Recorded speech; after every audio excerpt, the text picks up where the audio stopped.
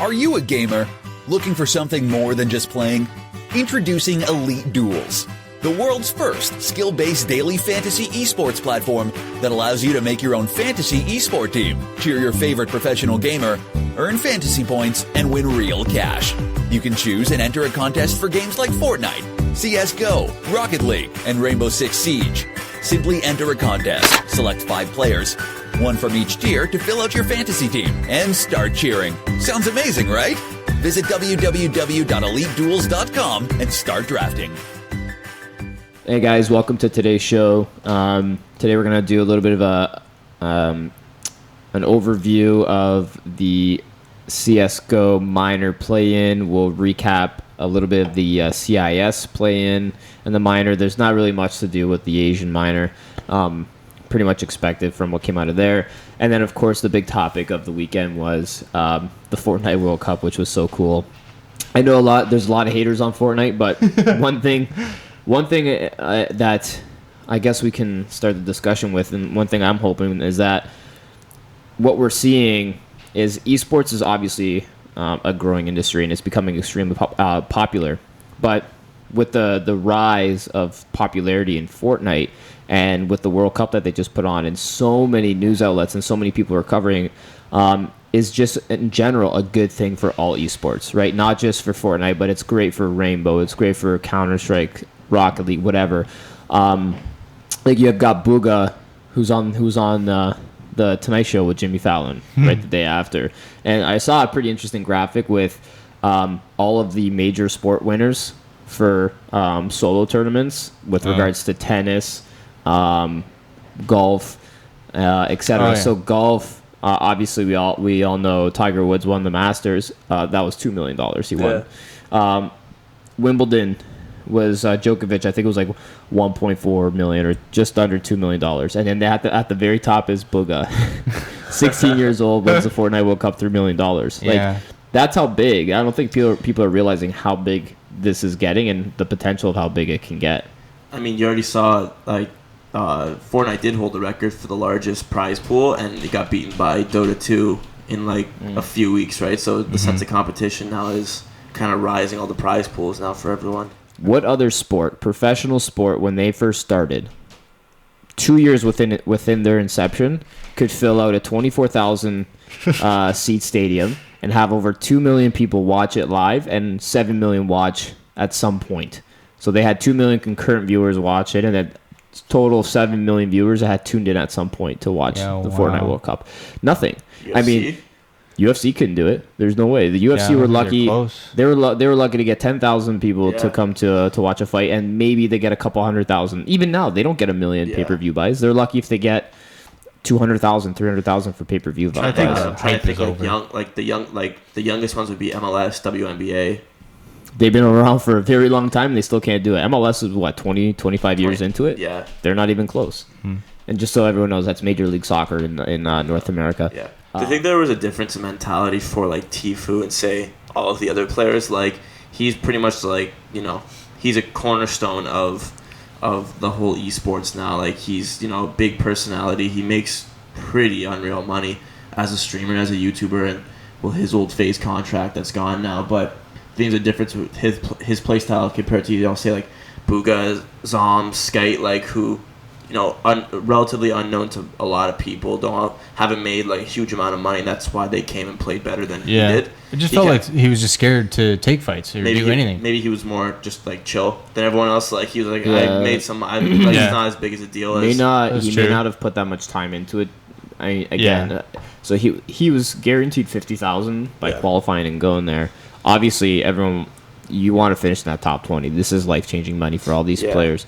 But it's not that life-changing for Tfue. True. Yeah. Right? Did you see what he was wearing? Exactly. Oh, my God. What? That's cool. He was like a cheetah skirt or something? That's exactly our point, though, right? So he's going... It's like... The way you could compare it to is probably like Tfue would be like the Conor McGregor of the UFC. Yeah. So somebody who's already made a lot of money...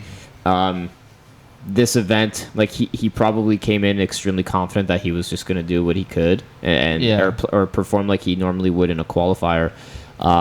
What I noticed with Tfue is that, so his play style, him and actually Bugha, they have a similar strategy. So Tfue, if you notice, he likes to get in early, and then he'll build up relatively high, and he likes to sit up there and take shots, and that's where he gets a lot of his points, and he always stays high ground.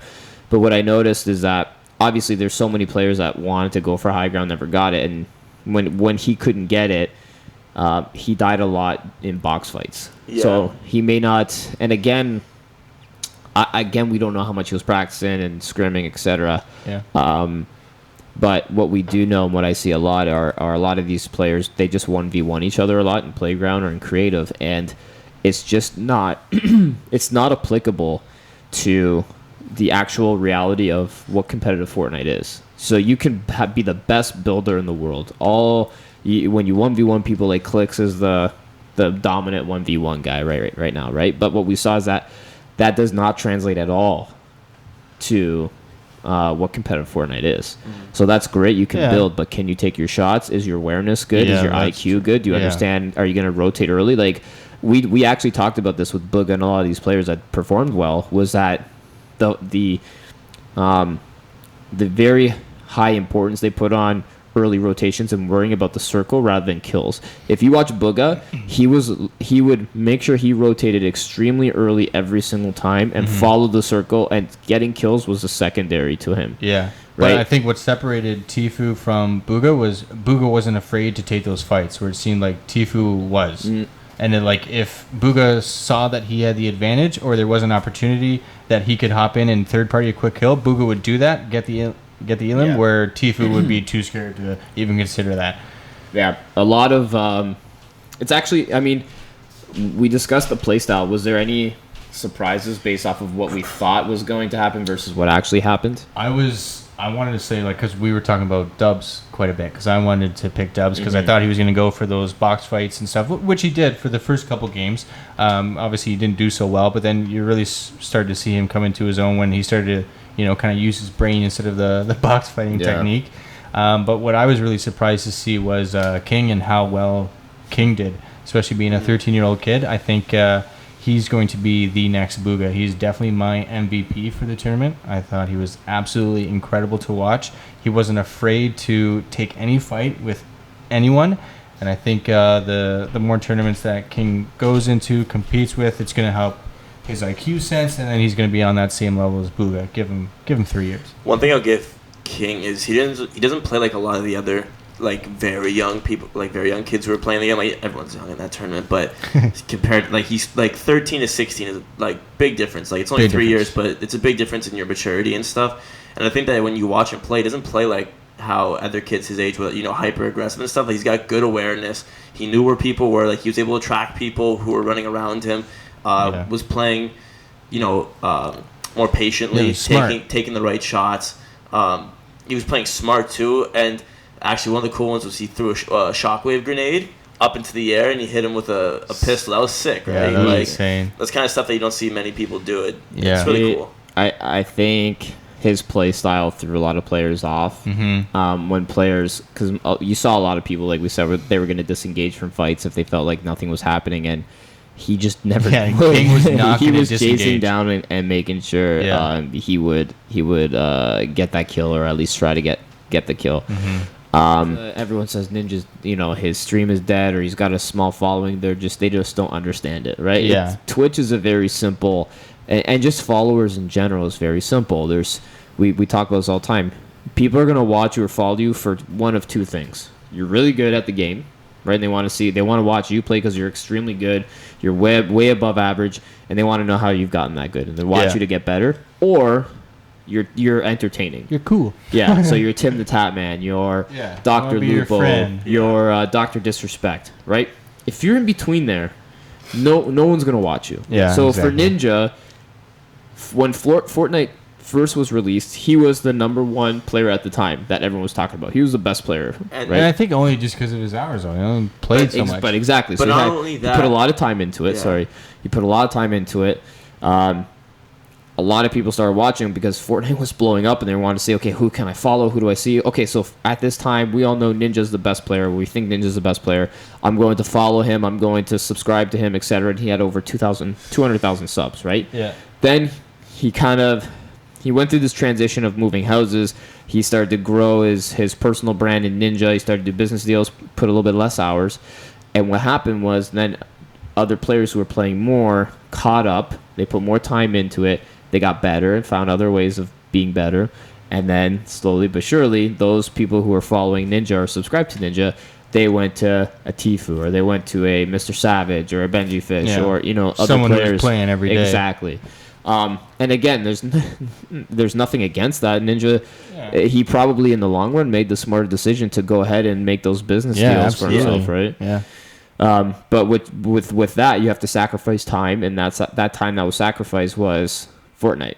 Yeah. Right. And I guess really to his Twitch fans who want to see him play Fortnite. Yeah, and now what is he? I think he's got like 14,000 subs on Twitch. Still not too shabby. It's still fantastic. Yeah, still fantastic. Those are crazy numbers, but it's not 200,000, right? Right. Yeah, but he sacrificed, a lot of it before, the Red Bull deal for his clothing deal for Ninja Vegas, his book that he's coming out with, it's a lot of stuff like that he, in the long run, he's probably going to make more money off of than keeping those subs. And he's got millions and millions and millions of dollars in the bank. He doesn't care what anybody else does or says. He just does whatever the heck he wants to do and puts a smile on his face. The thing that I just can't stand or hate is, and you see this all the time, it's just the clickbaity titles and the clickbait stuff that you see with Ninja involved. So it gets people clicked, but it's like, oh, Ninja's not good anymore, or Ninja done with Fortnite? Question mark. Like stupid things like that. 4 red arrows. Yeah. Ninja stream dead? Question mark. And it'll have him like raging from some 4 years ago or something. It's just hype and drama and but high just school kids trash. and people just don't understand that. Like Ninja is set up for life now. He was extremely smart, and he actually probably made the best decision to go ahead and make those business moves and get those sponsorship deals while he had a huge following. Yeah, he has a massive following. That's huge. The amount of followers on Instagram, Twitter, Twitch, YouTube, it's unbelievable. So that's my 2 cents on why his following and subscription has tapered off. Yeah. But by no means is he not a giant with regards to being an influencer in the gaming field. Yeah, I think too. He's already done the whole pro thing with Halo, and he was a very good player in Halo. Where it was Halo 4, I think, was a Halo Reach, that type of stuff. Was when he was at his A game. He was he's already done all that, right? Like I guess once you go through the whole pro scene, maybe now, like you said, maybe he could have gone to the World Cup, but maybe if he put more time into actually practicing and stuff, he probably could have, because he's a very 100%. Skilled player. But when you've already done the pro scene and he sees it's fun. I did it when I was younger, but I'm older now. I got a wife. I got a family. I'm gonna do stuff that's better for me in the long term. And this tournament where I can win $3 million isn't life-changing money. Yeah. Benji Fishy and Savage, they had the most hype around them for sure. Yeah. There was no other duo that had any hype. They still win some money. Actually, did they? Yeah, I'm pretty sure they had 27 points. They won $100,000. So they doubled what they would have. But I think it was just too much pressure. I think the public honestly killed them. Do you want to know what I think? Expectations. I think their sensitivity is too high when it comes to an event like this. So they're playing on. They play on I think they play on 1600 DPI, and their in-game sensitivity is really high. So if you combine their in-game sensitivity with their DPI, it would work out to over 3,000. So, but what you saw a lot though in the duels was the double sniper. Yeah, so the high sense flick to make sure you could flick with your partner, hit that shot that was crazy. To flick at 3,000 DPI, that would be so hard because you just move a little bit. That's it. Well, who are we talking about for CS? Woxic. He plays at 1600. Same thing. And CS, you should be honestly the slowest of slow, but he plays at 1600. I think really the only reason why they play on high sensitivities in Fortnite is because it's all for building. It has nothing to do with their shooting. Yeah. What I noticed was there a lot of missed shots. A lot of these guys don't have the best aim, but what they do is they compensate with really good building. Yeah, you saw that pretty quick. So I think Savage and Benji Fishy, that's something that they should be thinking about. Yeah, their building is amazing, but how do we get our aiming up to par with our building? Yeah, and I think that comes down to either putting more hours instead of hours in on building, put hours in on aim. on your aim. Yeah. With that sensitivity, right? Because if you want to keep that high sense, you don't want to sacrifice your building. Muscle memory. Then you have to build muscle memory, like you were saying, with aim practice. Yeah. If not, then it's, in my opinion, you have to lower your sensitivity, because you can't, when you're doing quick up close shotgun fights with a 3000 DPI, how are you hitting those shots? It's extremely difficult. Now it's easy. What's nice, the reason why they want to have high sensitivity is so that they could spin around and build super, super fast. Yeah. Just because of the sense. But that is it too. There's always that, like, if you're used to going on the highway at 200 kilometers an hour, yeah, you're gonna be, just kind of used to that level of speed. So I don't know. Maybe that high DPI to him seems like it's like maybe regular normal DPI. Yeah. But from what I think they have to focus a little bit on their aim. Yeah. And in my experience, everyone who has had aim issues, you just need to lower your sensitivity. That's always what it comes down to. So I think that might be something that they should look into, especially with regards to competitive Fortnite. Mm-hmm. You just don't need it. You don't need that high sensitivity. No. You really don't. Because the problem is, when you got that high sensitivity, you need to be on a guy for, you're maybe shooting at him for 2-3 seconds. You want to hit every single shot. So if your sense is too high, you're gonna miss that target over and over again. When you're gonna be dead by then. Yeah, I agree. So, that would be one of my shockers. If you would have told me that Savage and Benji Fish would not finish top 10 in duos, that would be shocking for me. Yeah, true. Before the tournament, because they were so highly touted and everyone was riding so high on them. Lennon and Tyler 15 too, I was really disappointed with. They only got 8 points for me. I had some not super high expectations, but I at least thought, okay, maybe a top 25 or something at least, but it was... So my 2 cents on Xiff and Ronaldo. So during qualification, Xiff qualified for both duos and solos. He got caught multiple times having kills being fed to him. So what would happen is he'd have his buddies, they'd land at a spot, make it look like they were fighting, and his buddy would do something like it was so obvious, and Xiff would get a free kill. But here's the thing. Not only you get the free kill, and you get a point because of that, but you get 50 shield right off the bat, and you get 150 mats. Because you killed the guy. Yeah. No one else has that. And it was a free kill almost every single time. Such an advantage. So Xiff, he ends up qualifying and he gets caught. The community called him out. It was a big controversy. In Epic Games, what they do is they ban him for 2 weeks of playing. But they don't remove him from they don't remove him from the World Cup. Yeah. Okay? Then you've got Letwick from Gambit. Yeah. Okay?